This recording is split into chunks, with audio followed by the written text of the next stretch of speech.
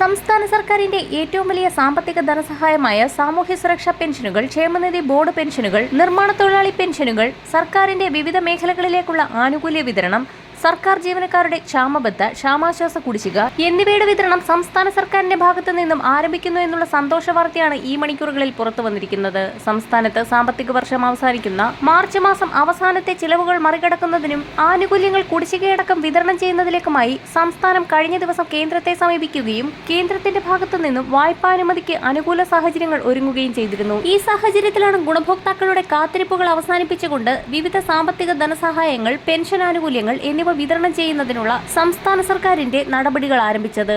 വിധവാ പെൻഷനുകൾ, അവിവാഹിത പെൻഷനുകൾ, കർഷക തൊഴിലാളി ക്ഷേമനിധി പെൻഷനുകൾ, ഭിന്നശേഷി പെൻഷനുകൾ, ക്ഷേമനിധി ബോർഡ് പെൻഷനുകൾ എന്നിവ കൈപ്പറ്റുന്ന ഗുണഭോക്താക്കൾക്ക് ആനുകൂല്യം എത്തിച്ചേരും. ആനുകൂല്യങ്ങൾ കുടിശ്ശിക തീർത്ത് വിതരണം ചെയ്യുന്നതിലേക്കായി ഈ സാമ്പത്തിക വർഷം കേരളത്തിന് 12,000 കോടി രൂപ അധിക വായ്പ എടുക്കാനുള്ള അനുമതി കേന്ദ്രം നൽകിയതിന് പിന്നാലെ 6,000 കോടി രൂപ കൂടി കടമെടുക്കാൻ കേരളം തീരുമാനിച്ചിരിക്കുകയാണ്. വരുന്ന ആഴ്ച മുതൽ ഗുണഭോക്താക്കൾക്ക് ആനുകൂല്യം വിതരണം ചെയ്യുന്നതിന്റെ ഭാഗമായും ഊർജ്ജ മേഖലയിലെ പരിഷ്കാരങ്ങൾക്ക് 6,000 കോടി രൂപ കൂടി കടമെടുക്കാൻ അനുവദിക്കണമെന്ന സംസ്ഥാനത്തിന്റെ ആവശ്യം കേന്ദ്ര ധനകാര്യ മന്ത്രാലയത്തിന്റെ സജീവ പരിഗണനയിലാണ്. അടുത്ത ചൊവ്വാഴ്ചയോടുകൂടി കടമെടുക്കാനുള്ള നടപടികളാണ് പുരോഗമിക്കുന്നത്. തുക എത്തിച്ചേരുന്ന സാഹചര്യത്തിൽ ഗുണഭോക്താക്കൾക്കുള്ള ആനുകൂല്യ വിതരണം ആരംഭിക്കുന്നതോടൊപ്പം സാമൂഹ്യ സുരക്ഷാ പെൻഷനുകളിലെ കുടിശ്ശികയടക്കമുള്ളവ വിതരണ നടപടികൾ ആരംഭിക്കുന്നു.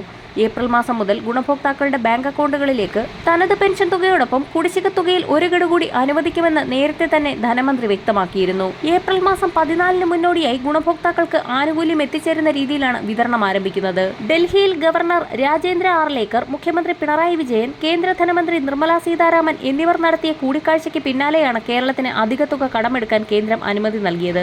ആനുകൂല്യങ്ങളും കുടിശ്ശികയും കാത്തിരിക്കുന്ന ഗുണഭോക്താക്കൾക്ക് സംസ്ഥാനത്തിന്റെ ആവശ്യങ്ങൾ അംഗീകരിക്കുന്ന ധനകാര്യ മന്ത്രാലയം ഈ നിലപാട് സാമ്പത്തിക വർഷത്തിന്റെ അവസാനം ആശ്വാസം നൽകുന്നത് തന്നെയാണ്. ആനുകൂല്യ വിതരണങ്ങൾ സംബന്ധിച്ചുള്ള തീയതി അറിയിപ്പുകൾ വരും ദിവസങ്ങളിൽ തന്നെ പ്രഖ്യാപിക്കും. വരും ദിവസങ്ങളിലെ സർക്കാർ അറിയിപ്പുകൾക്കായി ചാനൽ സബ്സ്ക്രൈബ് ചെയ്യാൻ മറക്കാതിരിക്കുക.